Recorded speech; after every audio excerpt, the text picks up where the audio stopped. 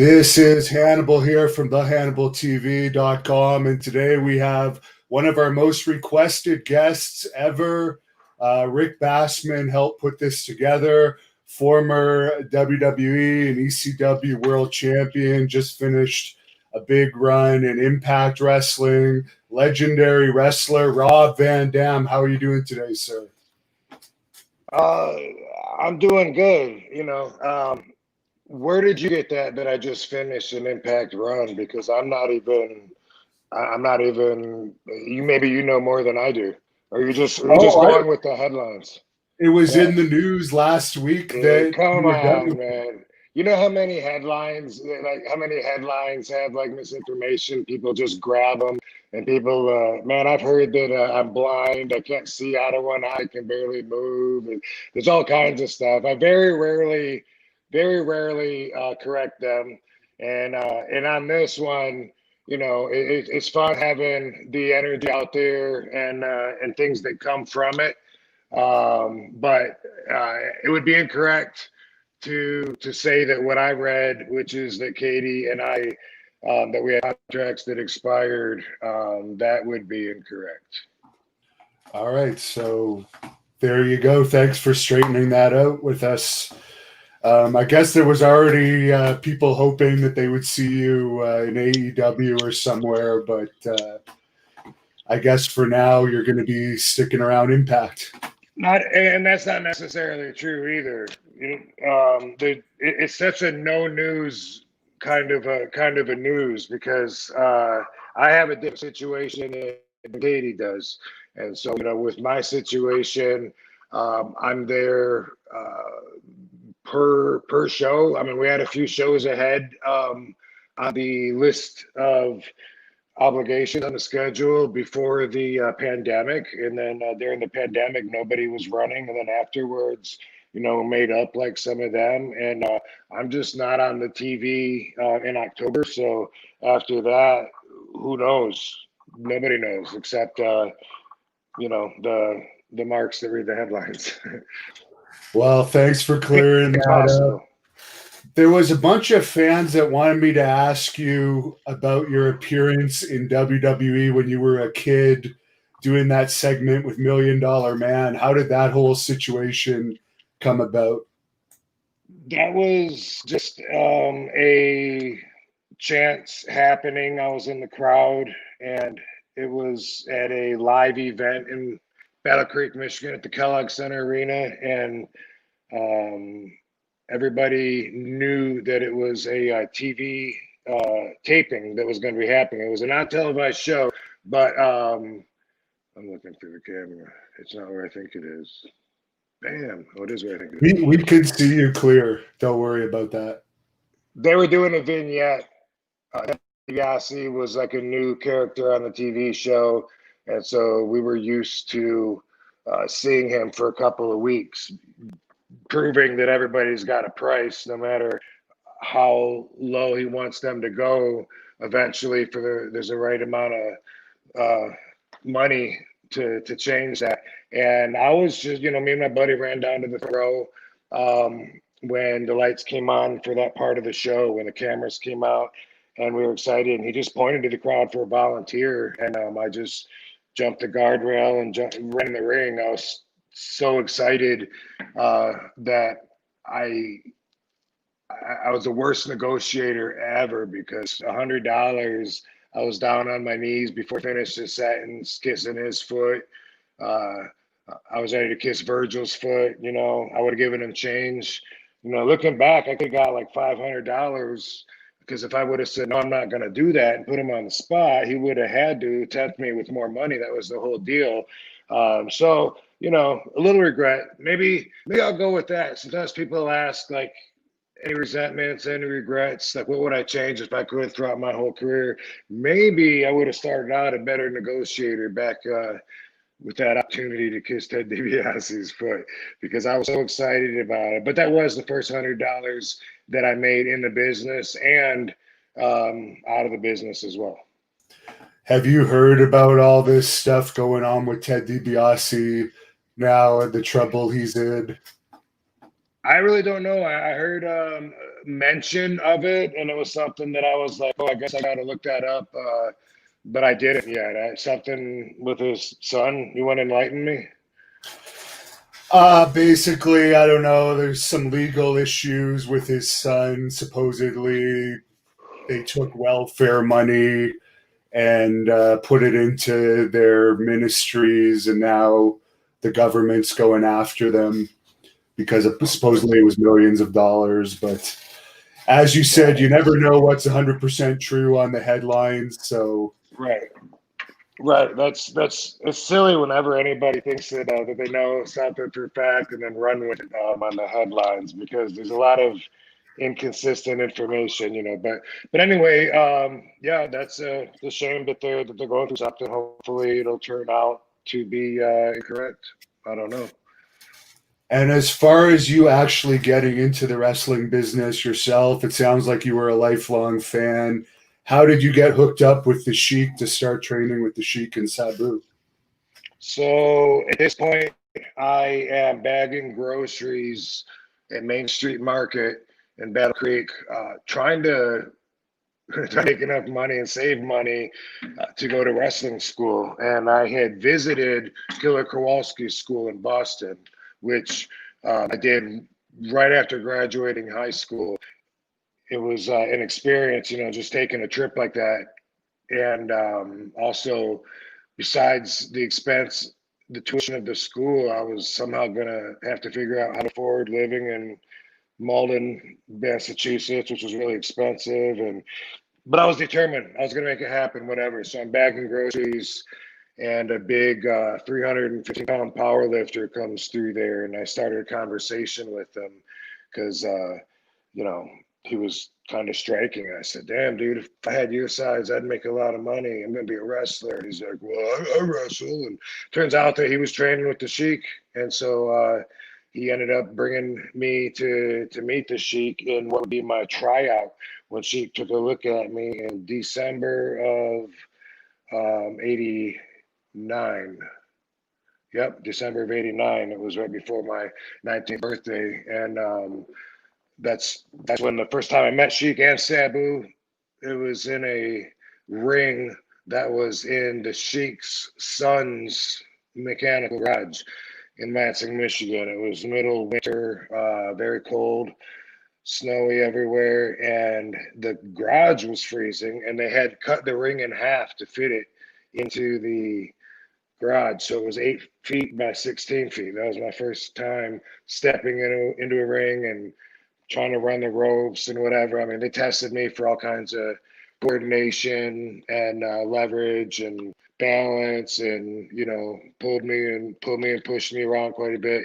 And by they, I mean Sabu doing it and Sheik monitoring from the floor. I feel like I've told the story like several times, but it was way different back then than it is now. I had to prove myself first off to even be worthy of the Sheik's time because that meant a lot to the Sheik if someone's going to put his stamp on their career. And also, it was a very onerous situation where if people trained you back then, they wanted you to sign, a contract for a year, 2 years, whatever, that they could control your bookings and stuff because you go and someone does something stupid with you, and then you end up being a laughing joke, and then you're going to say the Sheik trained you. No, fuck that. He wasn't going to stand for that. He wanted to make sure that the credibility of his name wasn't compromised, which is a good idea. It's quite different now. I've heard that some people teach like safety first, which is a joke to me. But that wasn't even in there. Safety wasn't even a concern. I never one time got taught or told, she never said, here's how to land without hurting yourself, or here's how to slam a guy and take care of him. No, there was none of that. It was all about grappling. It was about grabbing and squeezing. Anytime someone's back was on the mat, you're trying to pin him. And he had us in this mindset where, we believed that we were in competition the whole time.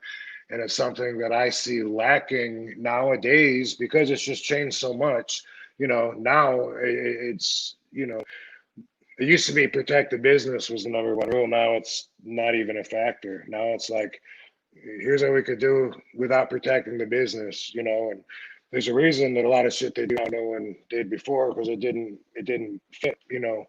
So I see a lot of that where they're not in the mindset where they're actually competing because they're all 10 people standing beside each other waiting to catch a guy that hasn't even bounced off the opposite ropes yet. I mean, there's little moments where they're so out of the moment, but anyway, like I said, that was a long time ago. It's definitely changed a lot, and so that's part of what it's changing into.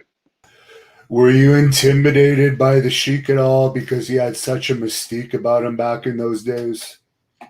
Yeah, I had to look him up. Like I had heard the name, but like a lot of people, I was like, "Was that the Iron Sheik?" And I was told he was a top box office attraction in the '60s and '70s, and then learning the credibility, everything that Kowalski School would have had, the credibility, the amount of people that he's trained. The tuition was important, of course, because some tuitions were 4 times what others were. But interestingly enough, Sheik and Killer Kowalski, because I thought I was going to go to his school, they both got trained by the same guy way back in the day too. And so that was interesting. Burt Ruby was the name of the old timer that trained the original Sheik and Kowalski. And yes, I was very intimidated. In fact, the last thing we wanted was for Sheik to get in the ring, which he would do sometimes. He was already at least in his late 60s when I met him. I'm gonna have to look that up and see exactly, but he was definitely an old man that took a while to get up out of the chair. He didn't want it. He was going to make it worth his while because if he got up and got in the ring, it was to liven us up or wake us up. He would get up and he would just stretch us and grab us, slam those big hands into our throat, choke us, back into the corner, like bite on our nose with these big eyes. And yeah, I mean, it was very intimidating. So he would do that, and then afterwards he'd say, "I'll get him," and you'd be fired up, and it worked because you'd be fired up, and also you didn't want Sheik to come back for round 2. There's a fan on here wondering if you had control over your bookings, if there's any wrestler or wrestlers in particular that you still want to wrestle in your career. I don't really have a good answer for that. And that's a question that I've always gotten asked my whole career, there really isn't anybody. It's work, for me. I mean, I enjoy getting in the ring and showing off, and the art of doing that is having the other person in the ring with you a changing factor. Like, hey, can you have a great match with this guy that's 160 pounds, like Spike Dudley, Little Guido from my times, or can you have a good match with a huge guy like One Man Gang or Bam Bam Bigelow, or can you have a match with a guy like you that moves like you, Jerry Lynn or Sabu or the Flyer? It's like consistency overall, having to have that factor always changing on you and having no control over it. That has been for me the art of being the whole effing show. When I had the TV title in ECW for 2 years, we'd bring guys from other companies just because I was going to have their best match they've ever had from Japan or WWE, whatever. So I don't have anybody. I don't watch wrestling and say like, damn, man, I would love to get in the ring with him. I mean, that's kind of weird to me to even think like that. Like, I don't fantasize like that. I think that's more of a fan kind of thing to do.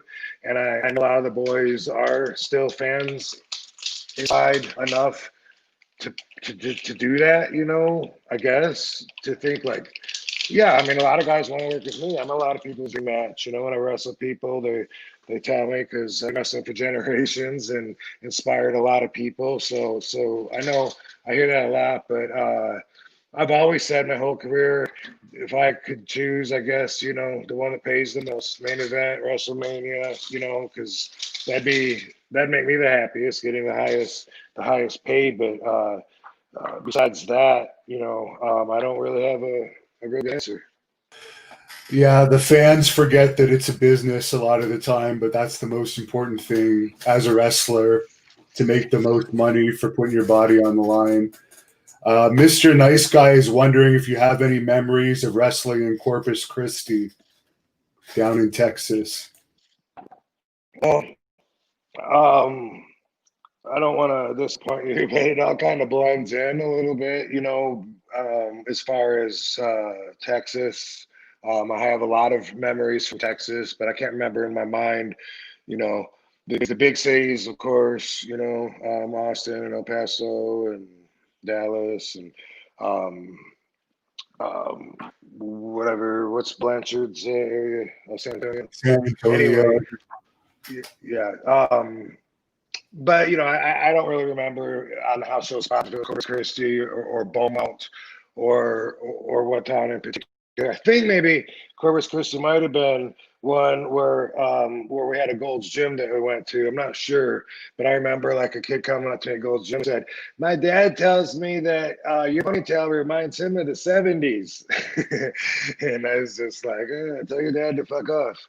You know, I was just like, "What a thing to say to somebody." You know, go tell your dad you told me. Whatever. That But kind of goes into this other fan question. Did you have a favorite town to work in, or was it all just a job for you? and the part of being a fan was stripped away from me like so early on. Like before I even had my first match, the first time I was allowed in a dressing room in 1990 in Euclid, Ohio, the Sheik was wrestling Jerry Lawler, this little town outside of Cleveland. And Sabu, I don't remember who he wrestled there, but I was excited first time to be there, introduced as Sheik's student to anybody. But they grilled me and they said, you know, don't talk to anybody, you know, no autographs, no pictures, nothing. And we didn't have cell phones back then. Shut up. We didn't have cell phones back then, but you know, it was obvious that I would say you're one of the boys. If you're gonna, unless someone talks to you, don't say anything, and then just introduce yourself, shake their hand, and don't say anything else. You know, and I was like, okay, you know, and I broke in that way, and now it's like so different. Like when I do any like independent shows, like everybody gets a picture with me in a dressing room. And that's just how much it's changed. I think a lot of my decisions might have been different, maybe if I was able to still be like a fan through the whole thing, but instead, you know, it was business, and I don't see how the guys can still be excited like 10 years later to be like, oh my God, I'm dressing next to so and so. But I know a lot of guys do though, and that's great for them because then that must make the job just outstanding, you know, forever and ever, as long as you never lose that in your you know, but I always, you know, I always think there's the real world and then there's the wrestling world. And definitely with social media, the lines are crossed, it's blended, and the fans don't know, you know, like what's real and what's not, and they try to figure it out. And it's amusing when they're positive that they know for sure, but they're way off. But that's just part of it. Let me see. What was the question? I went off on something Well, about the you Sheik. answered the question. You answered the I question, did. Okay, good. so it's all Cool. good. As far as your name, Rob Van Dam, is that because you were a martial artist and a fan of Jean-Claude Van Damme? Not really. I was a fan of Jean-Claude Van Damme. Um, he was very inspiring. You know, this was like around blood sport and kickboxer, and during that time, action movies, you know, were hot. You know, him and Steven Seagal were battling for the box office, and Jeff Speakman came in. The guys would pop up, and it was a really cool time for a kid like me to watch action movies and stuff. And I did learn to do the actual levitated split from watching him in Bloodsport. That was the first time that I'd seen it, and then that was his trade thing. He did it in this movie, Iron Eagle, that nobody knows about. Iron Eagle or Black Eagle, but nobody even knows about that. That was before he was a star. Anyway, Ron Slinker is a wrestling promoter that I worked for in '91. He had seen me in USWA that summer, and I was just Rob Zakowski, like a few letters off of my shoot name, which at that time I was taught, and this is again, everything everything I guess I'm gonna quit telling you the times are different. You're gonna figure that out. But I was taught that, and that's where I was going earlier too, when you were talking something about money and how it's a business. I was taught you can't eat a belt. So the titles, were props, and then I'd rather have money instead of be crowned with a championship. I was taught it doesn't matter what they call you or what they're doing with you or who you're wrestling. Get as much ring experience as you can for like the first at least 2 years. Just get booked as much as you can. So I had wrestled as the International Patriot, or she called me the Polish Prince, which I didn't like, or Rob Zat, or some different forms of that, International Patriot for Elsinore. And Ron Slinker brought me down to Florida. He was opening up a territory in '91. It was I went down there in November of '91. I was so excited because I finished up at USWA, and I was like, boom, I don't want to be home. I want to be on the road. Let's go. Not even old enough to drink yet. I was 20. I jumped the gun and went down to Florida because I had a booking that was like a 4 hours south. I said, I might as well do the rest of the drive. And I was like, let's go. I helped paint the bleachers at the Tampa Sportatorium. I helped hang the ceiling from the roof up there. And Ron Slinker said, I'm going to call you Rob Von Dam. And I was like, okay, whatever.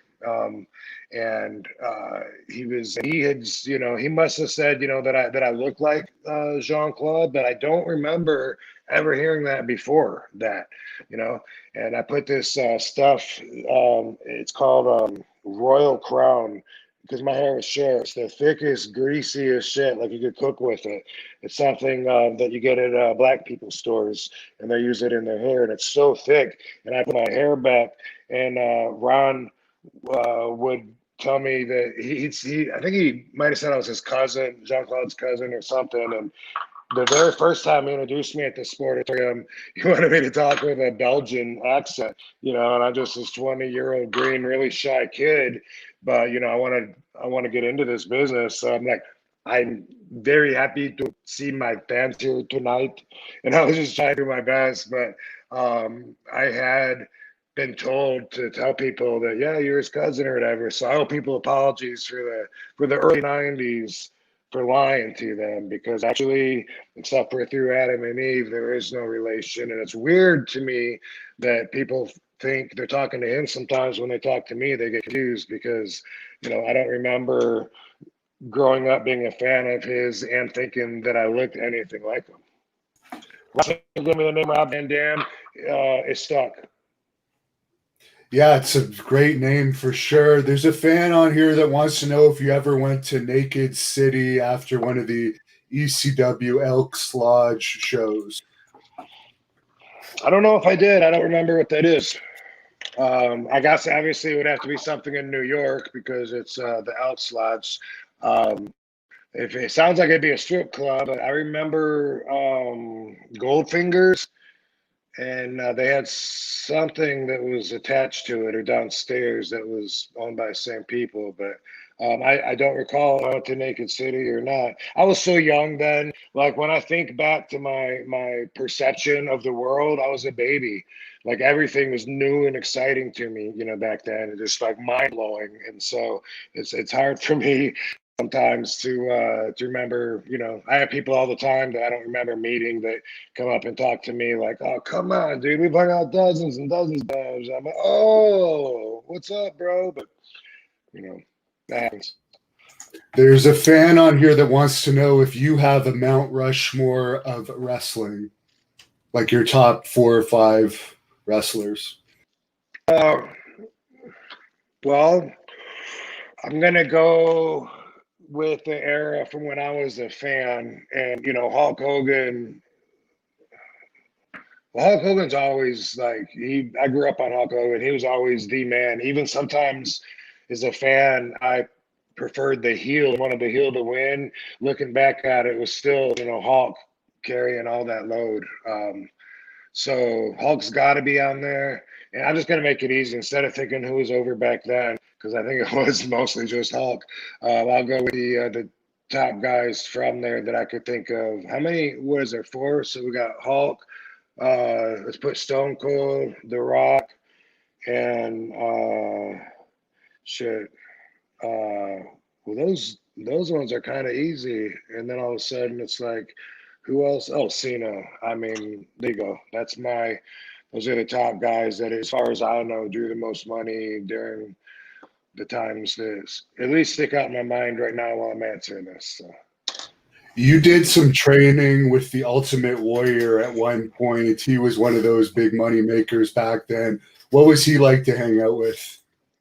Um, he was very cool. You know, I was a huge fan of his when I was younger. You know, I have pictures of me wrestling in front of people at kickboxing shows, and this is how I got into kickboxing. And me and my buddies, we would choreograph matches, which I bet we were pretty good, but I can't find any footage of it. But I do have some still pictures, and I painted my face, and I put, I tied my arms up, and I called myself the Battle Creek Barbarian, and I was really inspired by him. He was a huge part of my passion for wrestling, and so it was amazing to me when a mutual acquaintance told me that he really respected my work. He wanted to come into LA and he wanted me to train him because he was getting ready to wrestle again for the first time in 10 years, And I was like, fuck yeah. And I was like, but make sure I can record him. I want to do, because I was doing this RVD TV, which I still have like on my YouTube page. And I like to interview people. And so he agreed to that. And I didn't know him, at all. I'd worked one show with him. I was surprised that he even remembered me because I was on the undercard in Vegas one time.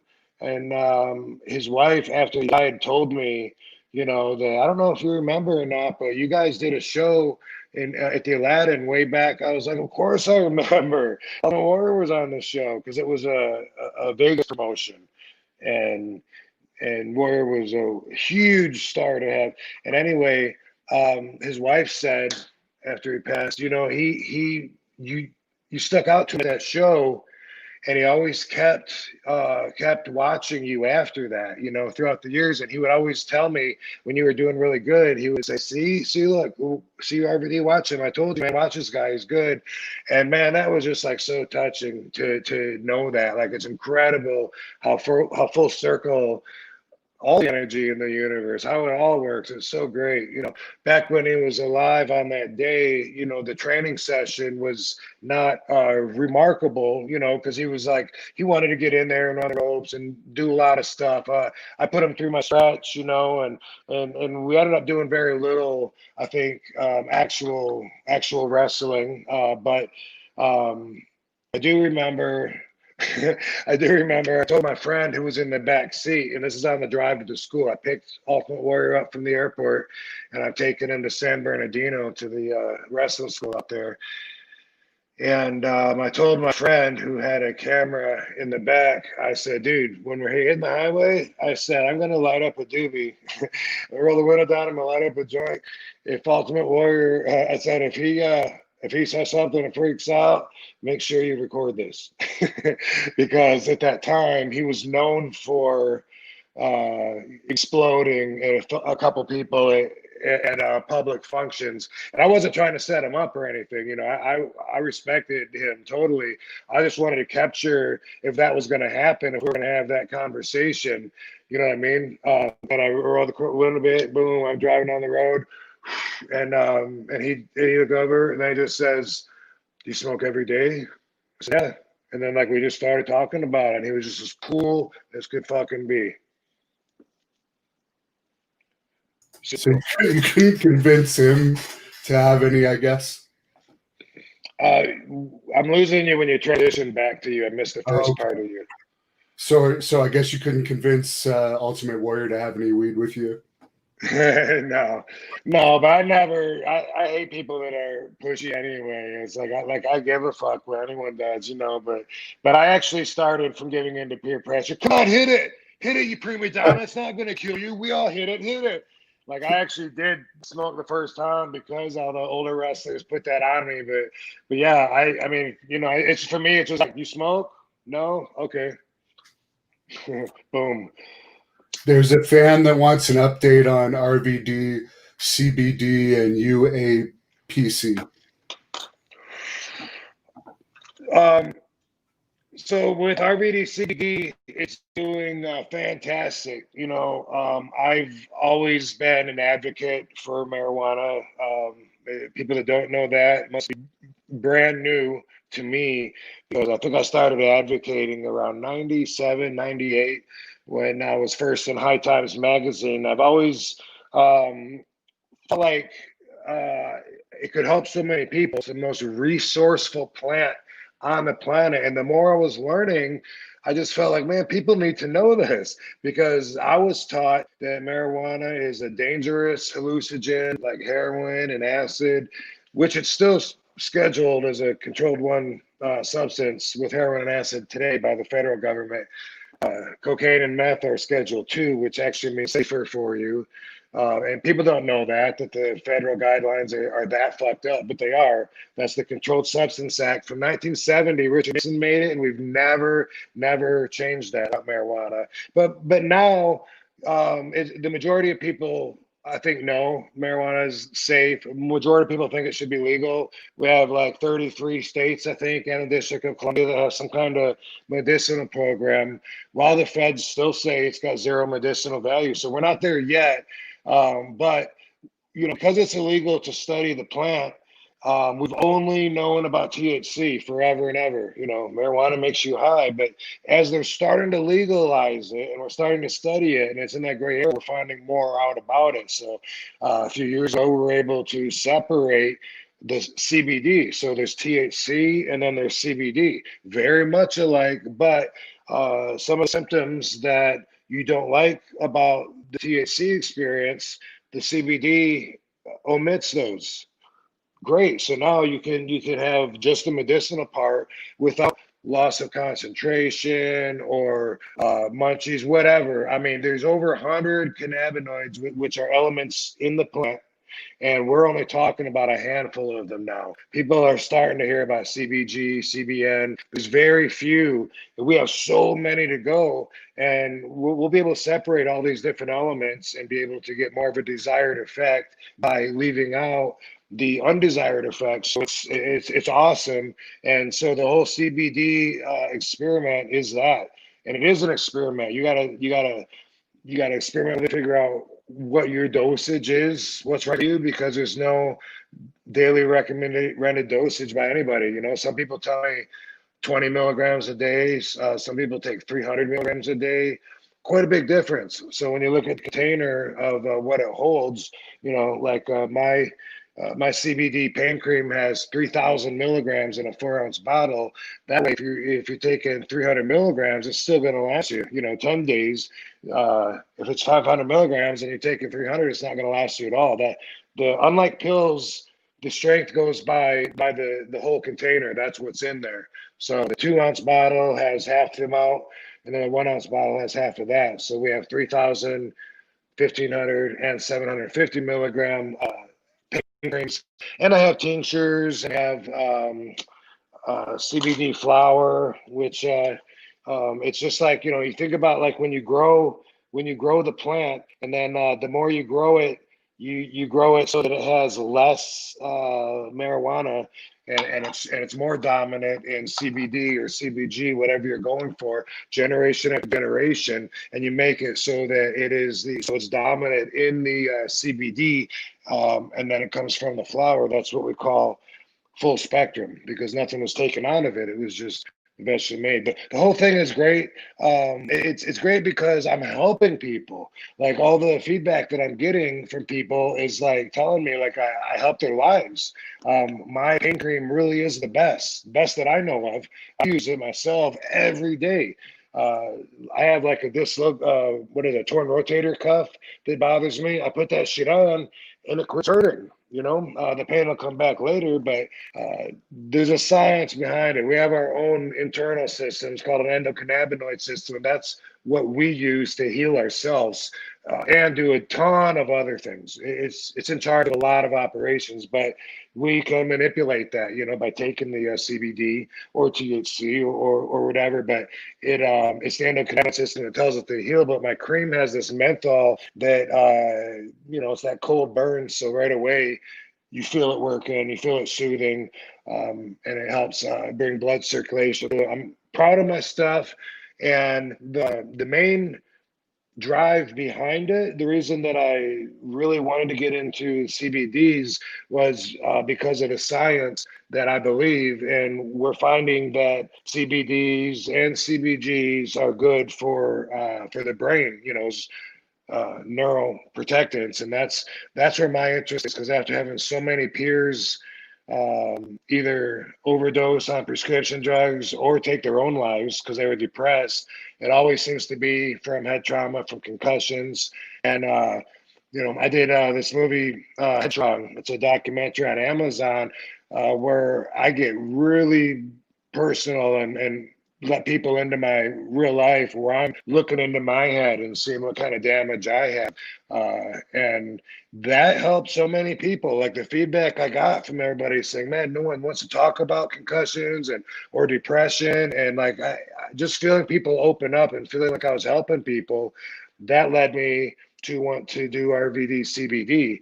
And although I don't have the brain formula right now as a product, I'll always be working on that till I get it, and then I'll always be looking to improve it with further research. And I do all kinds of research, both with different kinds of marijuana and CBD, and also with different brain formulas. I'm always doing experiments and myself. Life is an experiment, basically. So trying to keep track of how everything affects you, because it affects everybody different, and learn more about you too. But they're saying CBG can actually regenerate dead brain tissue. That's where I thought, you know what? I bet I don't have a lot of red tape to cut through. If I can put the formula together and have the scientists do it, bam, and have it approved. And if I know that it works on me, works on my friends, if I know it can help some people, then I'm interested in that. So that still is my drive, and will be. In the meantime, I'm always adding new products. It's RVD CBD. It's at rvdcbd.com. We just got gummies this week, and RVD rolling papers are available there, and we'll be doing vape pens. I'll be doing THC products, state by state, with different licenses. It has to be grown there. There's a lot of laws to it, but I'm helping so many people. I'm looking at stopping anytime soon. It looks like I'm going to be putting more and more energy into that, and so I would say just keep your interests invested where they are, as far as counting on RVD's plans, because that's where I'm at. Eric Head has a similar question to that on this topic. What's been the hardest part about being a pioneer for marijuana in athletics for you? I guess, the pushback would be the hard part. Because, like, when I started really talking to people about marijuana, everyone was saying, Rob, shut up. You're going to get yourself in trouble. Don't do it. And at the time, I was watching everybody smoke cigarettes, the wrestlers too. A bunch of them would go outside in a big group and smoke cigarettes, And then there was some of us that break off and smoke marijuana. But I knew that where marijuana isn't poison enough to even kill anybody. Like there's not a level of toxicity in the flower to even do that. And I was reading cigarettes are killing 1 out of 2 long-term users. 50% of cigarette smokers are dying. I felt like I gotta tell people this. You know, they don't know. I go to the airport, everyone's smoking outside the door, and I gotta breathe. And I feel like, ugh, and my lungs lock up when I'm around cigarette smoke. It's like a painful kind of locking thing that happens. I've always figured that maybe I'm allergic to it, but then how could anybody not be? Because it's got, you know, formaldehyde and paint thinner and all kinds of shit in it. But then I don't know. I mean, there's certain like hookahs I've not had a problem with that could be smooth. I've hit cigars that, you know, could be kind of smooth, but anyway, you know, the tobacco, the nicotine, all those chemicals and shit. I felt like it was worth people pot shaming me because it was something that I knew, and it was my own priority system. I cared more about the truth of marijuana and helping people than I did about ignorant people that weren't willing to learn, you know, and they still are. Do you know how many people in my career, fans, have written that they think they're going to watch me die because I'm a druggie? And how many of those have fucking died before me? I'm going to outlive everybody. And they have no fucking idea because their perception is so off. And it's just ignorant. I found that mostly throughout my whole existence, the pushback with being RVD is that people don't understand you because you are one of a kind. Totally worth it. Sometimes I try to explain, sometimes I try to help those who are interested in hearing me. Otherwise, no. Now I'm doing an interview, it's easy to talk and share insight. But you ask anybody that knows me and spends time with me, I'm the quiet guy. You know, I feel above some of the ridiculous conversation that I see forced between people that must be lonely and are communicating, explaining things that they should keep in their fucking head. You know, it's with marijuana. With marijuana, though, there's always been some support. I got in with the right people, Marijuana Policy Project, and then they were booking me so I could speak to colleges or whatever. In the meantime, I was always trying to help people learn the truths that I'm finding out. I said, you know, they say it's the most, they have a Schedule 1 controlled substance listed with the most dangerous drugs, but yet it's not even, it can't even cause fatality. Like you smoke, if you smoke and smoke and smoke, and you smoke too much, you'll take a nap. Like that's what you're looking at. And people are like, well, I've never thought about that. And I have doctors, I've debated with doctors that tell me, oh yeah, people have overdosed. And I'm like, please give me these cases because that can help me educate people. Oh, well, they're in the medical journal. No, they're not. I had one doctor tell me, well, I know 2 people. He said Bob Marley and Bruce Lee. I was like, you're serious? I couldn't believe he was serious, but he was, you know. And just one thing I'll share real quick. You know, my evil ex, she had cancer. And one time I was at the cancer treatment center and they were doing a dietary seminar. Someone was on stage talking to all the patients about their nutritional goals, what they could do to try to achieve those, you know. And this lady raises her hand. This old lady, she says, you know, she had cancer, right? She's like, I'm wasting away, but I can't really eat and I feel weak. I try to force it down. Do you have any advice? And the lady on stage says, well, you know, there's little tricks you can do. Like you put evaporated milk and you sprinkle that in your food, and it'll give you some extra calories, some bullshit like that, right? And so I raised my hand and I said, what about medical marijuana? And she says, oh, good. I'm not allowed to bring it up, but since you brought it up, and then she proceeds to tell everybody about this life-changing experience that they could all try in a state where it's legal, where you could buy it right down the street, and it's their policy to not let the patients know and to let them suffer and waste away, instead of telling them it can help you, with appetite or with pain and discomfort and nausea and all that. That made me sick. And I was like, I know I'm on the right side of the campaign. So it was things like that that would definitely just keep me going and not care about all the haters. There's still a lot of haters, that are, and it's not for everybody, cannabis, but you can certainly find CBD around every corner now, can't you? As soon as the government learns to completely control it, then it will be legal federally. But in the meantime, the powers to be that lose money from marijuana being legal, that's exactly why it's been prohibited. Since 1937, it was misinformation given out about how marijuana makes you violent and crazy and just it's a danger to society. All this is so addictive. It leads to dangerous drugs. All this has been pumped out because alcohol and tobacco don't want marijuana to be legal. You know what I mean? Pharmaceuticals, it could replace 80% of pharmaceuticals. Textiles, lumbers, fuel. Rockefeller did not want marijuana to be legal. So there's a little history lesson for you, and I'm part of that history, and I'm glad to be, and I'm planning on putting a lot more energy into helping people now that it's easier to help people because it's more available. Well, as you mentioned, some of those other drugs have caused a lot of your coworkers to pass away early. Is there any that hit you particularly hard of your friends that unfortunately passed due to issues? Yeah, for sure. The first one was the hardest for me, and then I kind of got used to it. Honestly, like so many funerals or so many deaths that it's hard. And overall, I mean, I'm 49. Overall, life in general isn't surprising anymore, which is a good thing, for me. But I'm not dramatic. I'm quite the opposite. I'm more monotone than dramatic. And you're not gonna, whoa, are you serious? That doesn't happen like too often in real life. I feel like I've experienced a lot.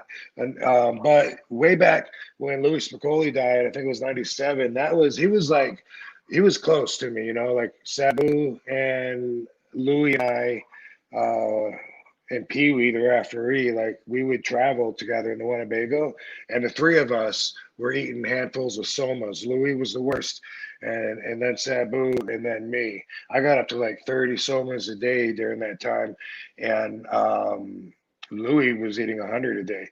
And then, but I really didn't know, I mean, I'd heard of one wrestler that overdosed, and I didn't know him, but there was talk of Eddie Gilbert dying of somas. That was like in the history that I knew, locker room legend talk, but bam, when Louis died, it hit me so hard.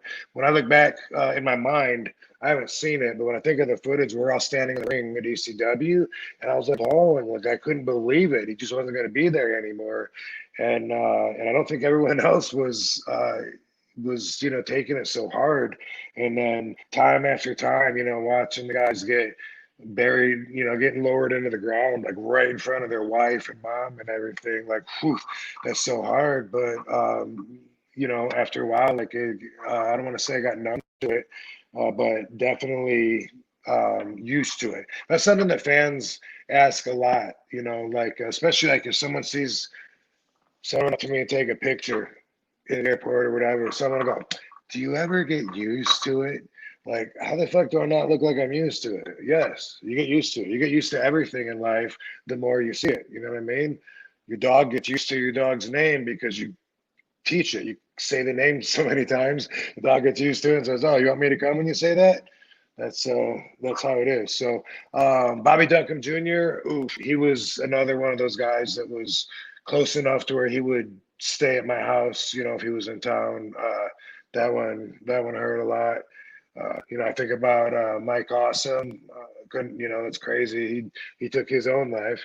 A lot of times when they take their own life, they don't tell you the cause of death. That bothers me because it's history, And I am a geek for history and facts and numbers. I love that stuff in my own areas of interest. But for sure, however I go, I want everybody to know exactly what it's from. If I was wrong and marijuana all of a sudden was, killed me, dude, are you kidding? I wouldn't want that hidden. I would want everybody to know. Oops, my bad. Which that ain't gonna happen. And like I said, I'm gonna outlive everybody, and I'm doing it. There's a fan on here that says his job was to play the White Kings double on Game of Thorns. Good for you. He wants to know if it's too easy to blame a lot of the wrestlers' deaths on drugs. No, not for me. I mean, yes, it's easy for people to blame the deaths on the drugs, yes, and then say, okay, these drugs are a horrible thing. I've always said drugs are good, abuse is bad, and then let's define that. You could say abuse is any use without a doctor's prescription, debatable, whatever, but drugs themselves got a bad rap. I grew up with Nancy Reagan saying, just say no to drugs. Okay, well, the next time you get your teeth worked on, tell them you don't want any drugs, How about all childbirth are going to happen now with no drugs, surgery. You don't want any drugs for that? I mean, everyone draws their lines, but when someone tells me, I don't do drugs, okay, do you drink coffee? Do you drink alcohol? Do you smoke nicotine? Do you take sugar? I mean, it's just the more you learn about everything, you might not always be okay with where everyone else seems to draw the line, because other people don't draw the line in the same place, and then that's the basis for every confrontation. Is everyone has their own values. So basically, it's easy for the drug to get blamed, which I don't blame the drug. It's easy to blame the head of the WWE, which of course I don't blame. Every media piece that I see, when it talks about the wrestlers dying young and stuff, they always go after Vince, and it makes no sense to me, unless Vince said, hey, here, you got to take those drugs. I mean, he is the standard setter. But besides that, sometimes the concussion lawsuit, there's hundreds of wrestlers that are suing WWE over the concussion. Some of those guys might have had one WWE match, or they had 95% of their career outside of WWE. It's a lot of it's a money grab, and I'm not saying it's not a legitimate concern. I mean, I'm trying to do my own thing, research with CTE, which, by the way, is way different than just long-term concussion damage or concussion syndrome. Not the same thing as CTE, chronic traumatic encephalopathy. Wrestlers are starting to confuse it and say, well, we all got some CTE. No, we don't. That's when your brain is degenerating, wasting away. And again, I'm trying to do my part in helping the education with that, because also, when we find something that helps with that kind of a thing, it's going to help with Alzheimer's. It's going to help with different areas of depression. It's a lot of it's similar related to the proteins that sit on your brain, from the brain chemistry, from the chemistry being interrupted, and so it's all like the same area that we can help a lot of people with. But back to Vince, it's so ridiculous to blame him, and like I've had hundreds of concussions. I never told anybody about it. I never told anybody if I felt like I could still work, because I was my own boss. That's how it is. And it's up to you. If I can't work tomorrow because my neck really hurts that bad, but that never happened. It happened like once when I blew my ACL, but besides that, I kept it all to myself. And any of the overdoses or uses, I think it's blame it on the wrong choice. I do. I don't see how you can see it any different. We all have choices, and we all have our own choices to blame for everything to put us where we're at right now. There's always exceptions. I mean, you can say, well, I didn't cause this person to die or whatever. There's always exceptions. When you think about it, life is about making the right choices. Some people are better at it than others. And if it was all about the business, then 100% of the wrestlers didn't get hooked on drugs. Choices, individual choices, and that's what a lot of people aren't that good at. A lot of the fans that didn't have access to us on social media. Now, apparently, you went on a divorce revenge tour in Colombia, and I had some questions of people that wanted to know what did you do on that tour, and how was the stem cell therapy you had there as well? Okay, so that's one of those things that just cracks me up. I have a lot of experience to offer. I was married for nearly 20 years. If I ever say anything about the Evil X, then trolls will pop up. Sounds like you're whining. Sounds like you miss her. And they're so, one-dimensional people. But she left in 2015. All right. I don't talk to her. I haven't seen her. I would rather eat a bag of dog poop than see her again. Actually, she ended up really turning evil and became a horrible person at that split. Decided to just look out for herself and fuck me as much as she could. Which, whatever. I don't waste much time thinking about it, but I think everybody should have some kind of a source that represents negativity. It's gonna just be like, yeah, I have somebody I hate. As long as I'm not like, oh, I hate her, which I'm not, because my life is so amazing, so wonderful that if I didn't hate her, I would thank her for everything that went down. 2015, dude, and then the divorce itself and paperwork took a little while and didn't get released until the spring, I guess, 2019. So now every picture of me and Katie, especially with some other friends, is always going to go under the divorce story. Like any part of any of us is thinking about it. I forget that I was married, and I call Katie. She's my spiritual wife.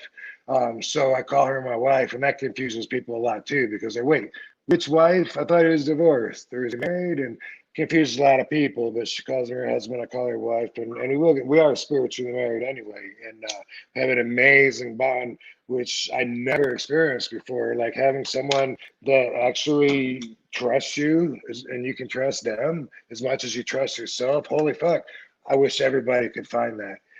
When I went to Colombia, that wasn't until September of last year, and I went down there for stem cell treatment, and I got 220 stem cells put into me in Bogota, or it was either in Bogota or it was right outside of in Medellin. It was in Medellin, where all the boys are going, and athletes. They're hooking us up, and I had a hookup.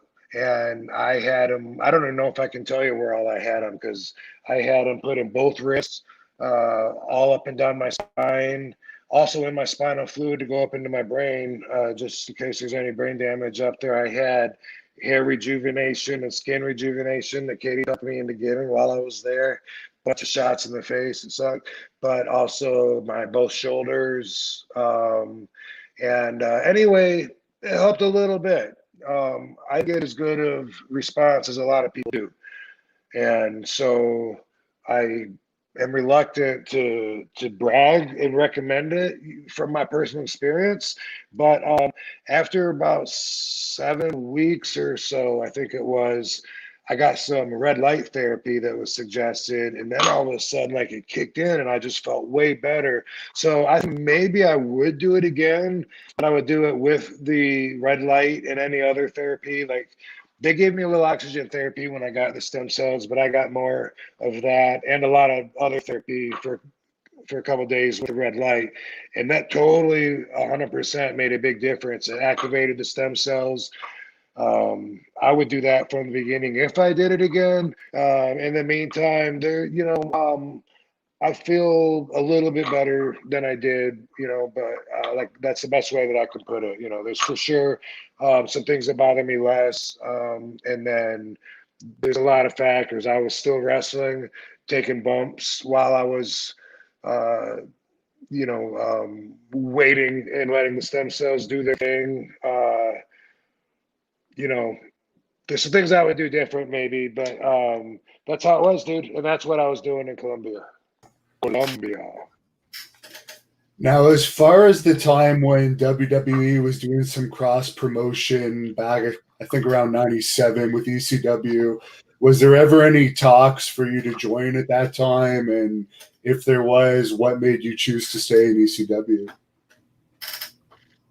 Oh, you don't know this story? I do not. Okay. All right. So, so in '97, I I went to a WCW show in Savannah, Georgia, where I was living, and Eric Bischoff offered me a job there. And in that brief little talk, the money was mentioned, with a 3-year escalating guarantee. He's like, I was just thinking this, boom, boom, boom, boom, and then that got all over the. I don't even know if we had internet back then. Uh, if we did, it was pretty new. Otherwise, it got all over Dave Meltzer's Observer because that was the internet before. Everybody but anyway, everybody just assumed I was going because that's what the boys were doing. They would stay in ECW till they got an offer from WCW or WWF, and then they would just leave. I didn't want to leave. ECW did its first pay-per-view, Barely Legal, and I wasn't booked on it. And Sabu was telling me since at this time in my career, I would still do whatever Sabu said. He was my mentor, and so he would say, "Hey, me and you are the best guys here, and we're at a different level than all these other guys, and boom, boom, boom." And then he would say that all like, "How much are you paying? They're paying you? Tell me you need a raise." I'd be like, "Really?" But no, wait one more week, and then tell Paul you need to pay. He needs to pay you more. You're getting over. Sabu stayed on me like that back then, and whatever he said, these guys suck. They think they're really good, but they suck. They haven't been anywhere. Boom, boom, boom. That's how it was back then. And I was like, Sabu had me thinking, that Paul's stoked to have me and him there at that point, but I'm not even on the pay-per-view. So I was offended. I don't remember how I let it know, but I was, had the offer and I was offended. People thought I was going. I don't know. I got on the pay-per-view because Chris Candido was hurt. I wrestled Lance Storm, and then afterwards, because everybody thought that I was leaving, they were already sold out. And I don't think we did anything with it, but I got on the mic, said, see you on Monday night. But then I went to Raw instead of WCW, so it was a big swerve. And then Paul pulled those strings, and Paul was saying, this is going to be a short-term deal. We're going to do a WWF just as long as it'll last. They don't want us there. The boys don't want us there. Don't dress in the locker room. Don't leave your bags on the fuck is the word? Unattended. Anyway, he had us all, watching our backs. Like the boys don't like we're outsiders coming in, taking up TV time, beating their wrestlers. Anytime, soon as something ain't right, Rob, tell me, boom, we're out of here. And that's what he'd say every time. I would try and say, Paul, is it right that you want to go? You want to go? If you want to go, just let's go. Just say the word. I got you. We're out of here. We'll grab our bags. We'll meet you out back. And I was like, I'm asking you for advice. It was like that when we were there. But that was one-sided, and I didn't realize that Paul had set me up. So one night, there was a line that I didn't want to cross. I didn't want to go under and get beat. And I was like, why would we come in to try to put ECW over and get on WWF's television to try to help our company grow and then get beat by their guys? I mean, what is that proving? What is that showing? And I had a meeting with Vince because I was refusing to go out there and do that. And this is the first time that I even talked to Vince. Like I'd already been there. Maybe I'd done 5 TVs or something by then, and then I hadn't even talked to Vince. And now I'm finding out from Vince that he thought that I was staying.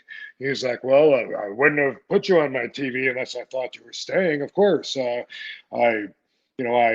see you as being a babyface eventually, an aggressive babyface." But and I was just like, "What the fuck?" Paul's telling me we're here short term, and to get ready to jump out the window. And here's Vince saying all along he thought that I was signing with him because Paul had set me up. And when I'm looking for Paul's help during the talk with Vince, Sabu and I are beside each other. We got our backs. Paul's over on the other side of the room. I think he was talking to Bruce Pritchard or something, like having their own little talk because, Paul was acting like we were outsiders. I didn't realize that Paul was doing business with them the whole time, even before that. And that's why I was there. It was because Paul was doing business with them. So they weren't enemies, but I was told they were so that I would sabotage my own chances of leaving ECW and going to WWF. Did Just EC, didn't- did ECW end up owing you a lot of money at the end, or did they square everything off with you? Um, no, I mean they weren't able to square everything. I got taken care of well. I got paid what I was supposed to get paid to wrestle, and my guarantee kept coming in. But there was other incentives, bonuses, merchandise royalties that had really added up that I wasn't getting anything of, and never would get. So that just ended up being a wash, which is what happens when someone files for bankruptcy. But I was in a bad position. He always took as good a care of me as he could. And for ECW One Night Stand, when you beat John Cena for the title, everyone wants to know your memories of that night. The crowd was going nuts that night. Was that one of the hottest crowds you ever wrestled for? Oh, for sure. For sure. That was a one in a lifetime experience and crowd. They were 100% for everything that I was for, that I stood for, and 100% against everything that he stood for. So that was great for me because that moment happened because I made that moment happen. You know what I mean? It was my idea to bring ECW back as a pay-per-view and trying to explain to Vince that there's value in that and that people would love it. And then all those people there loving it, and just that energy and just knowing, they were all behind me and wanted our preferred art style to triumph. And I didn't even believe it would happen till it did, as far as me holding the championship belt at the end. I remember that. Like, I wouldn't allow myself to believe that was going to happen until it actually did happen. And it wouldn't have if I hadn't changed the entire playing field by bringing ECW back, where I was the best to be showcased in that kind of exhibition, so that just worked out really great. And because we were bringing ECW back as a third brand, and I was on top of the world, so that was awesome. The crowd was irreplaceable. There's been other moments that had like a similar vibe, only much smaller. First time I was in Belgium, I remember the fans were so behind everything I did. I had the Money in the Bank briefcase at the time, and just the way the crowd was chanting, it was just like a really hardcore ECW crowd. It was so awesome. And I remember them booing Cena too there, and in Wales they booed Cena, and I saw what a professional he was to take that energy and to utilize it and turn it around and have the people cheering by the end of his promo. And so, there's been other experiences that people might not know about, but nothing can compare to One Night Stand. Did you find that anyone ever tried to politically sabotage you behind the scenes during your times in WWE, or was everyone? Never, never. Well, I mean, how would I know? I'm not in the office. You know what I mean? And also, I think that's perspective. Because I could look at it as I'm being politically sabotaged because one guy in the office votes down every time someone votes me up. But really, if that guy doesn't like me, for whatever reason, doesn't think I'm the right choice to put in the main event on that night's show, and that person is a qualified judge of that, then is it really political sabotage, or is it just that their agenda isn't inconsistent with my best needs? I hate to ask you this, but there's a ton of fans on here that want to see your Shawn Michaels impression. You don't have to, but I will be letting them down if I don't bring it up. Yeah, I'm surprised that so many people appreciated that and laugh at it. It's I've always been able to wiggle my ears. I can do one eyebrow or the other, no problem. my chest. You know, I've always been able to move different stuff. It's easy to cross one eye and turn the other one. You know, and you know, do things like that for me. But the thing is about that interview that's so popular is that one, I feel like I was a dick for doing that, because what makes it funny is Shawn Michaels is a king, and for someone to openly talk about him and try and bring him down, but that has to happen in society. That's why, you know, you can't be up there if you don't expect that. But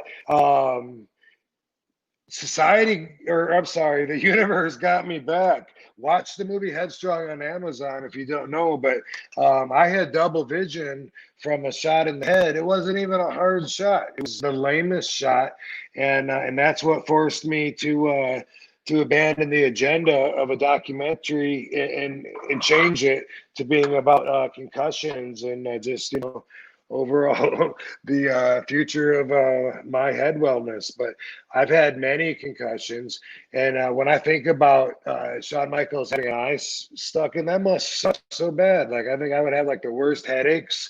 You know, I can't imagine. And so I had to go to vision therapy for a long time. And my deal was that I had double vision. I could see out of either eye fine. When I looked out of them both, I would see double vision. And it was something that I had to deal with. And it made me realize, you know, that to me, that Shawn Michaels video wasn't quite as funny as it might have been before. You know, not to mention, you know, if it does hurt, you know, the Heartbreak Kids feelings, then, you know, then I apologize. You know, I saw him one time at the Cauliflower Alley Club, and this might have been before I did that. I don't even know. I don't think, whatever. But I saw he was getting an award at Cauliflower Alley Club, and I've never hung out with them or whatever. You know what I mean? Like, we're not in the same place at the same time too much. But you know, when I was him, I said, "Hey, dude, I hope I didn't, hope you didn't see me being a dick on the internet that caused you any grief." Or I can't remember how I worded it, but it was like, "Well, I don't take anything in the business seriously." And I was like, "Oh, that's cool." But at the same time, those are my feelings on it that are now all of our feelings to share.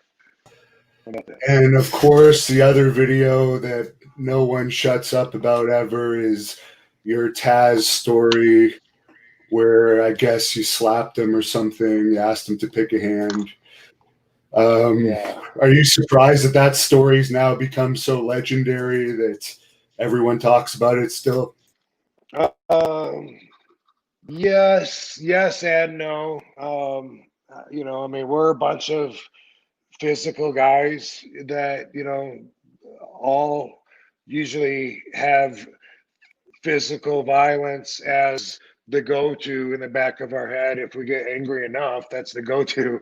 You know, is that, well, I can solve this with some kind of physicality, and so, you know, it should be something that doesn't even make it out of a dressing room and isn't that big of a deal, I think, really. But you know, but yeah, I mean, a lot of instances that I've seen throughout my career that happen in the dressing room, they stick with people. You know, the stories stick. So I guess, you know, they're interesting. So in a way, I can say I'm not surprised that people talk about it still. And at the same time, you know, there's maybe it shouldn't be that way. But, you know, I mean, if there was like, if we had stories for every time we received each other in the ring, oh my God, you know what I mean? Like, those are the ones that fans don't know about. Just little things happen, you know, bam, oh yeah, motherfucker, bam. You want to calm down? You want to keep it like that? Like, they never, like, they have no idea how often shit like that happens, because they want to think that we're all just playing together or whatever, you know. But because I look at it from that perspective, you know, I don't think it should be as newsworthy as it was. But and again, you know, at least maybe it can inspire people to be cool and balanced and still get the job done. Now you mentioned that the fans think that we're all just playing in there in the ring. Now WWE, it seems like they're telling their wrestlers in every interview they do to to say that they're storytellers and like everyone's a big family in the back. Do you think that hurts like interest in the product when they constantly break kayfabe like that, or do you think it even matters anymore? I I personally think that it does. You know, it hurts to me and my values, but I'm not really sure if it's a good thing or bad. You know, I naturally, just because I have the old school foundation, I'm always trying to hold on to what's right to me and point out things that are not right to me all the time. You know, like sometimes Katie and I'll be watching wrestling and I keep having hit pause. You know, boom, look at this, boom, boom, boom, boom, boom, look at this, look at this. A lot of things that are pet peeves. Some of the boys are like tweeting that, which I can't believe. But the business just changed so much. You know, I'll see. I don't know. I've seen Shane Helms do it. I've seen Lance Storm do it. You know, where they'll say, this is not the correct way to pile drive somebody. If you want to take, and I'm like, you know, I get it. Things are changing, but for me, I'm always trying to hold on to what's right to me. And having said that, I'm not fighting the change. You know what I mean? Like it's changing, and whatever it's becoming, it's going to become. So evolution is necessary. I'll watch and and learn with everybody else where it's going, but at the same time. I don't really have to adapt to that much because I don't think, and at the same time, I can point out where it's different for the educational purpose wherever it is seen as such. Now, of course, Road Warrior Animal died recently. You had probably LOD's last most high profile match with Kane as your partner. Do you have any memories of that match and working with Hawk and Animal that night? I had a little bit of memory of not so much the match itself, you know, except I remember that you know they weren't gonna. I don't know. They weren't like overly stiff monsters or anything like that, which pretty sure they would have been years ago. You know, I remember being like easier, but what I remember most is just that I hadn't seen Hawk in many years. I'm thinking 2000.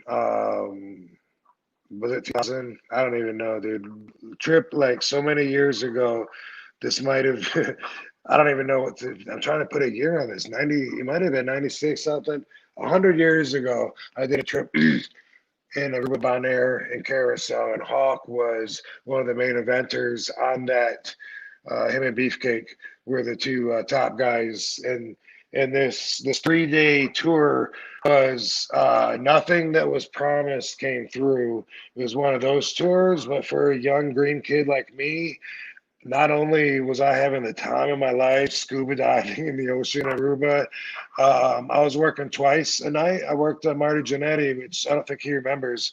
Um, but Austin Idol, I guess, didn't show up, so I took his place. So I made more money, got to work twice a night, make more money, was having the time of my life. Hawk, Beefcake, they were promised the world and had a horrible experience. So he was very angry, and I was very happy. And we didn't get along then, and we had a moment, and I hadn't seen him since then. And then when Ken and I were working with him, I kind of expected him to, you know, to be that same guy that, you know, he was like angry and, you know, just rawr, rawr. And he wasn't at all, you know, and he was so humbled and I was just like, wow, okay. You know, I don't even remember if I talked to him about it. I probably didn't talk to him about it. I don't know. But either way, that sticks out in my mind more than you know than than the match itself. I had seen Animal several times at wrestling conventions, comic conventions, whatever. Super nice guy. What a good guy. When I started dating Katie, Katie told me that he had some really nice things to say about me, which I, didn't hadn't had no reason to expect at that time. I'd only said hi to him in passing a few times, I think. Or I guess I worked with that cocaine, but I don't, I doubt that was super special for anybody to match. But he was saying to Katie, that I'm a straightforward dude and I always do the right thing. And I was like, well, that's good to know, like she told me she delivered messages from a lot of guys that were giving her the approval when we first hooked up. And it was interesting to see how I'm viewed from other people's mouths because you never do know unless somebody tells you. Someone wants me to ask you if you were there when Joey Styles supposedly knocked out JBL. I love that story, but no, I wasn't there. Yeah, Joey doesn't like to talk about it. I always want to bring it up and talk. You're going to talk. He doesn't want to, of course, because he's humble. And there's some fans on here. You brought up Katie a bunch of times. There's some fans that want to know pickup tips for those of us that like to practice those type of behaviors. Well, I'll tell you this. Here's what I think that I have to offer that a lot of people don't. Guys want to have a chick, okay, but where do you want her on your priority list? Do you want your buddies to be more important? Do you want your job to be more important? Do you want your family and your dog and your other girls to be more important? Because, you should have that conversation with yourself and you should know your own priorities, and then it'll make it easier to have relationships and treat everybody accordingly and to expect the same in return. So many of my peers live a life on the road and then a complete different life at home, right? The way I see it, their life at home is a complete lie. They have a wife at home, probably taking care of kids, who, as far as I know, is being completely faithful to their husband, treating him, like he's the man of the house. I assume everyone's got their own situation. But it's just an example. So many of the guys I've seen do. But then when they're out on the road and they're living this road life, they do things their wife has no idea their husband does. Drugs or fucking rats or whatever.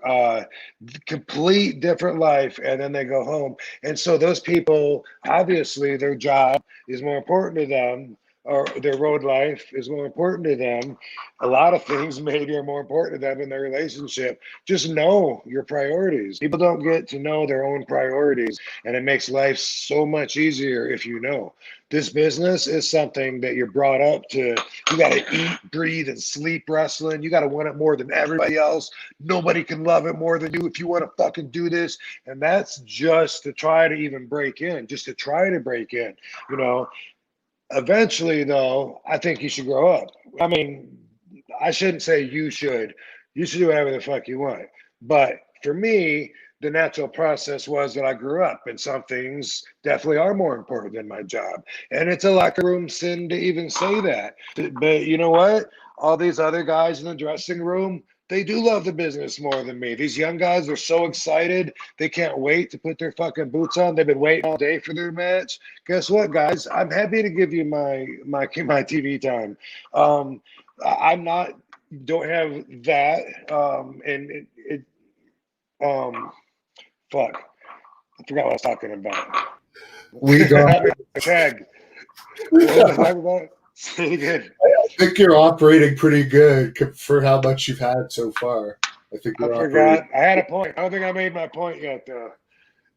What were we talking about? Because okay, fuck it. I have much too. Someone's asking on here. Did you have? Oh! Sorry, dude. Bad luck for you. I remembered. All right.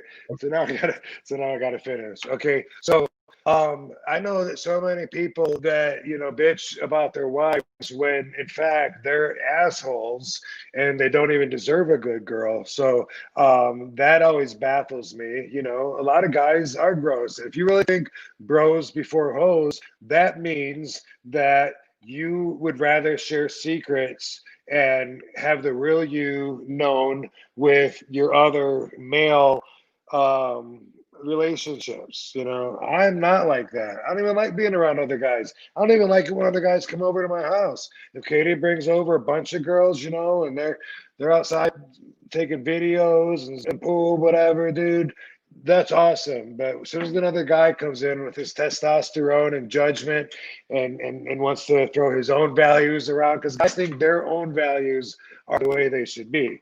Nah, you need to do this. Here's what y'all do. Fuck that. I don't want no advice. I love my life. Here's the thing. Are you honest? Because I don't lie. That's what I think I have to offer. Katie knew right away when I told her that this I just got out of this shitty marriage. I was never her priority, the ex, ever. And we both knew that. And I shouldn't have been okay with that. But I wanted to stay faithful. I wanted to stay a quality husband. I wanted to walk out of it at the end knowing that I did my best. And I did. So I respect myself because I wasn't banging rats, regardless of what she was doing. And now she married the guy that was working on our house for the last 10, 15 years while we were married or something. The Mexican that was painting our outside patio and stuff. And I don't care. I'm glad to be done with them. My point is, I had to respect myself. And when I met Katie and I told her about that I've always been a good husband and that I don't lie, she knew I was telling the truth. And then we have this bond. It's amazing bond if you can share with somebody where the last thing they would ever do is something that would hurt you. And they know the real you enough to know what would hurt you. And the you together is just as important to them as it is to you. That's my relationship advice. If you want a good girl, try and deserve a good girl. I don't like to be lied to and cheated to and shit like that. Big surprise. There you go. Relationship advice from RVD. That is great relationship advice. Everyone should listen to that. Just a few more questions here. Someone wants to know if you had issues with Mick Foley at some point. Never. I can't remember ever having issues with Mick Foley. He's a good guy. He's got a lot of hair on his face. I can't remember. It almost seems like maybe like he might have said something. I said something back. Maybe if that did happen, then it wasn't anything big. And I honestly don't even remember what it was. I never really spent a lot of time around him. When he got the hardcore title, I was kind of bummed, like, man, because I retired the hardcore championship in WWE and they gave the belt to Mick Foley. I was like, man, I would have liked to have had that. I was main eventing shows making that belt mean more than they ever wanted it to, and they're going to give it to Mick. But I don't remember having any animosity, towards him or anything like that. And Both represent hardcore, so I'm glad he's a hardcore brother. of course, you guys are definitely two of the hardcore Hall of Famers without question. As far as being a heel in 2020, 2021, what's your advice for someone that could still be a heel that could be genuinely hated? Is it possible?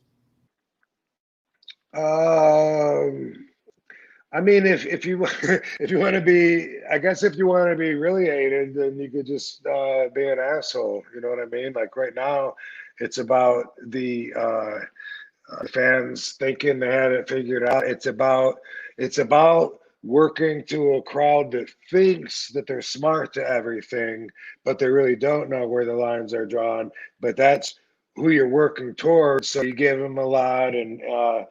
Um, I think, that it's okay for heels to be liked, if they're funny and they, they cheat, and they get away with it, and it's funny. It's, oh, the ref thinks that he hit him with the chair, but really he just fucking hit his own head.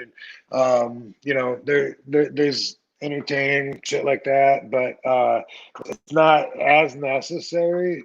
I think the way that the styles are changing, I think it's going to be less, babyface shine, heat, come back. I think because everyone's, having like more of a dance off. Not everyone, but a lot of the core of today's wrestlers are more about having a dance off. And I think that heels are as hateable, when as they have been. I don't know. I mean, if you're gonna buy into wrestling, then you're still gonna boo when the bad guy jumps your favorite wrestler, I hope.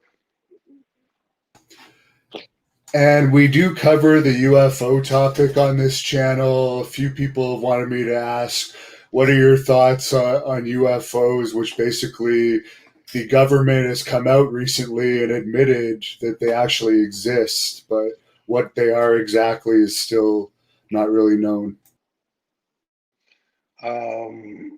I definitely would not be surprised if we accepted that we're not the only ones in the universe. That wouldn't, it'd be awesome. I would love to have that, like, outward knowledge someday, like, wow, we actually have communication with another planet. And I don't know if I may see it in my lifetime. Fucking, I mean, if you go back 100 years, they never could have imagined cell phones, let alone sending pictures, across the world in a couple of seconds through the phone waves. There's no telling where we'll go, but yeah, it's interesting, that they're releasing some of that previously classified information. It's not something that I dive into. I have areas definitely that I dive into, so I can respect that, but it's not one that I spend a lot of time and energy on. But it won't take a lot to make me a believer. We're very likely just some kind of dust that blew through the galaxy from another planet or something that started this. I don't know. I'll just slip this question in. Memories of working on the movie Blood Moon, someone wants to know. So, the Blood Moon was my very first movie that I did, and I had got the part through a tryout in New York. That was an action movie making weekend seminar where we jumped on airbags and shot like fake guns and all kinds of action movie making stuff. We had to read scripts, do some cold reading, and all kinds of stuff. It was over a weekend. It was awesome. I had a great time. And then at the end, you have a little contest. And they wanted me in the movie because at first the first date that they gave me to do the movie when they called, because it had gotten postponed, I guess. And then they were like, hey, we're going to do it February 6th or whatever. I was like, oh, it conflicted with an important match that I had coming up with Danny Crawford at the Budokan in Tokyo. If you've ever seen that match, it was a very big stepping stone in my career, where I learned a lot. And that was 95 or 96. I guess it must have been 96. Because I was with ECW, and I think, anyway, 95 or 96. And so I couldn't do it. And then they said, well, how about, when you come back, how about if you come up here and stand by, we'll try and get you in the movie or whatever. And I was like, well, I can't do that on my own dime, and they're like, okay, we'll give you this much a day or whatever. And all right, cool. I guess they really want me. They ended up, my first day working there, they put me in the ring with this big dude, King Kong Bundy looking dude. I can't remember his name, but the fight choreographer, Tony Leung, he wanted to see what I could do. This is in the morning, so I'm doing backflips and leg sweeps and stuff like that.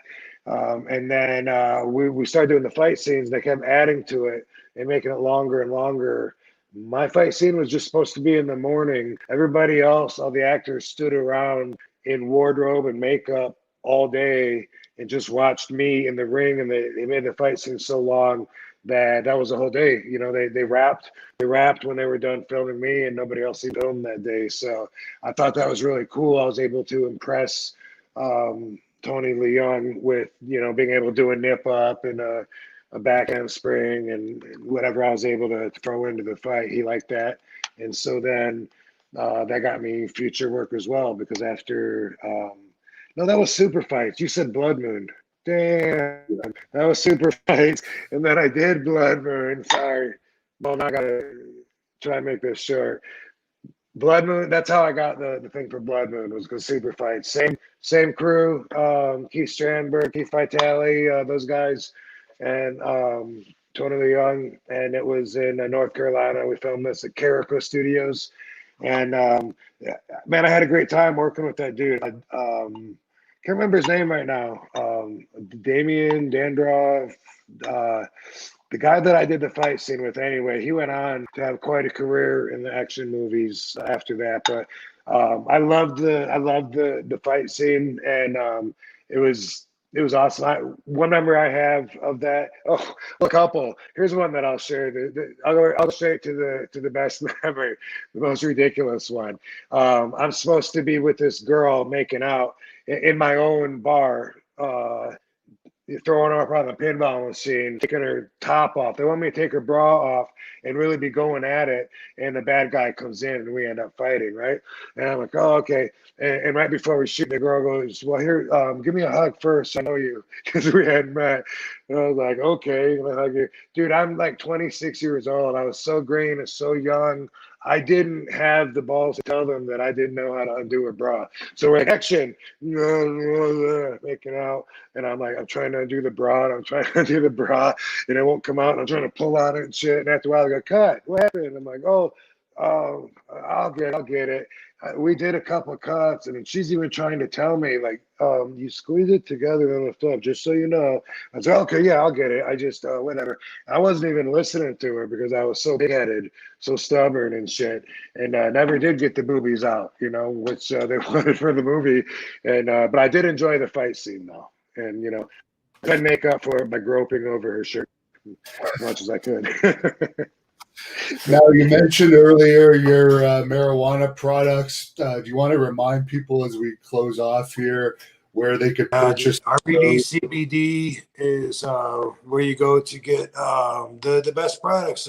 It's all CBD right now. I'll be dealing with marijuana products in 2021, and that'll be in states where it's legal by the state to do that. But I have the best CBD products. A lot of people are concerned because they say there's a lot of stuff. They don't know if they can trust it or not.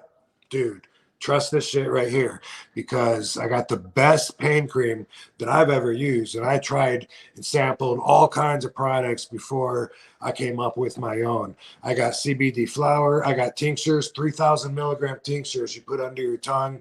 A lot of people are getting great results with just either anxieties, helping them sleep, just feeling more comfortable socially, whatever. CBD flower, RVD rolling papers. We just got gummies, CBD gummies, and we're going to be getting, vape pens soon, both CBD and THC. And we're always adding new products. We got 3 different sizes and pain creams. So RVD CBD, get it after you love it. Write a review, because I got to tell you, read the reviews first. People are they're so thankful, and they give me so much energy back for helping their lives and helping them with pain. So that's my goal. We're helping a lot of people now. RVDCBD.com, and you can follow me everywhere at The Real RVD.